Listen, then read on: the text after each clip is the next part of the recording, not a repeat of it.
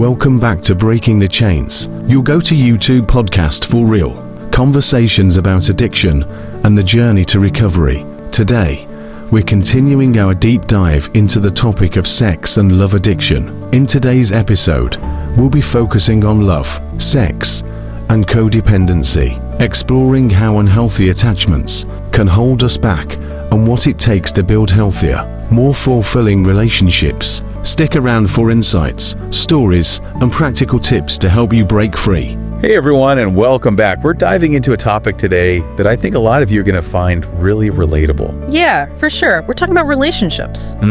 And not just like, the surface level. Oh. We are going deep today. Wow. Deep. Thanks to you guys for sending in this book, Love, Sex, and Codependency. Oh, that title. The thin line between passion and addiction. Right. So I'm already sensing this is going to be juicy. It is. By the end of this, hopefully you're going to have a way better grasp on what codependency even is. Yeah. How it can kind of sneak into our relationships. Absolutely. And then ultimately, like how to build healthier connections, because That's the cool that's one. what we all want, right? Yeah. So first things first, I think we got to kind of set the stage here. Right. Can you break down for us, like, what exactly do we mean when we say sex and love addiction Okay. and codependency? All right. Yeah. These are terms, like you said, that I think get thrown around a lot, and people kind of have an idea, but maybe not the full picture. Totally. So I think the biggest misconception with these terms is that people think, oh, addiction, that's substances. Right. Right. But you can actually get addicted to feelings. Oh. And it's kind of the same with love and sex, right? It's the feelings associated. So it's that, like, almost like craving a drug. Right. It's not the drug itself, it's that feeling it gives you. Oh, okay. And that's kind of how it can translate. It's that rush or that validation, sometimes even the drama. Yeah, I was going to say, the drama can be addictive Yeah, too. totally. That intensity, right? Yeah.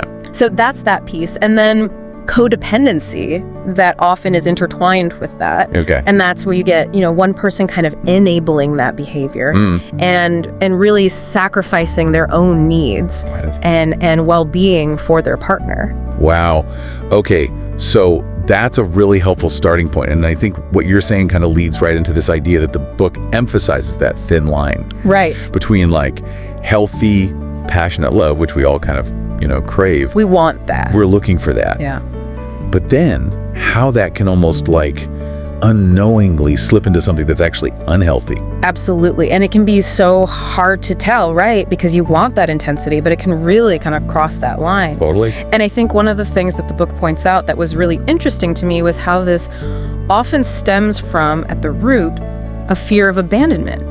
Oh, interesting. Right. And so when you're coming from that place, you're much more likely to overgive, Right. over-accommodate, almost twist yourself into a pretzel to keep that relationship going. To make the other person happy. Right. Yeah. When it's really not serving you. Wow. And so then thinking about that root, that Yeah. fear of abandonment, I mean, it's kind of, I can already see how things could easily spiral Oh, yeah. from there. Yeah. And especially when we consider like the real emotional toll that codependency can have Absolutely. on a person. We're not just talking like you have a bad day. Right. Like this is serious, right? Yeah. This can lead to really intense anxiety and depression. You lose yourself completely. Right. You're constantly feeling responsible for your partner's happiness. You're walking on eggshells to avoid conflict. Yeah. It's almost like you become like almost like a shell of yourself. Exactly. Because you're so focused on the other person. You're living for them, not for you. Right. Yeah. Wow.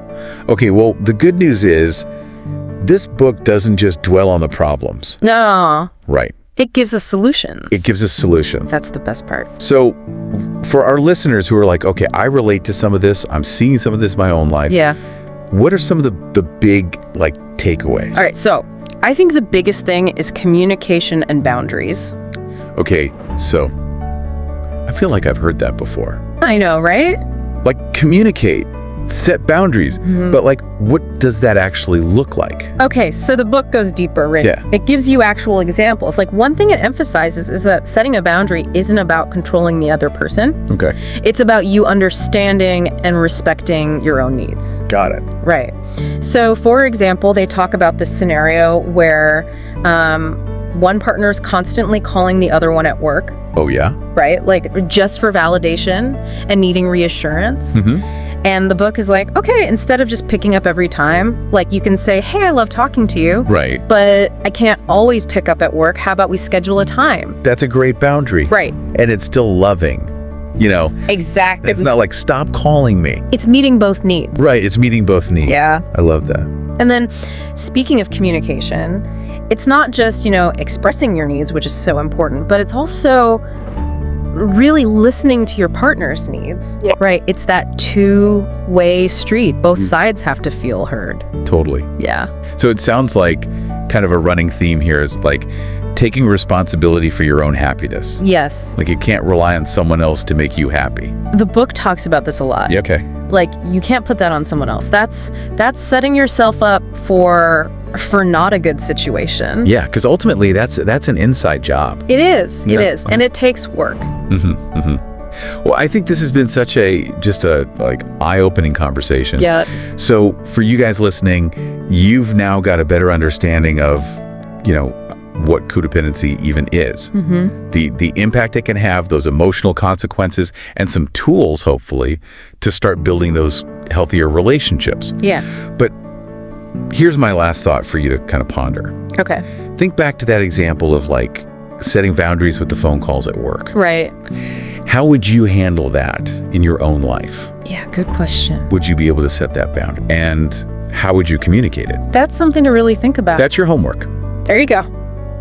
All right. Thanks for diving deep with us. We'll see you next time. Bye, everyone. Don't forget to like, subscribe, and turn on your notification bell for more.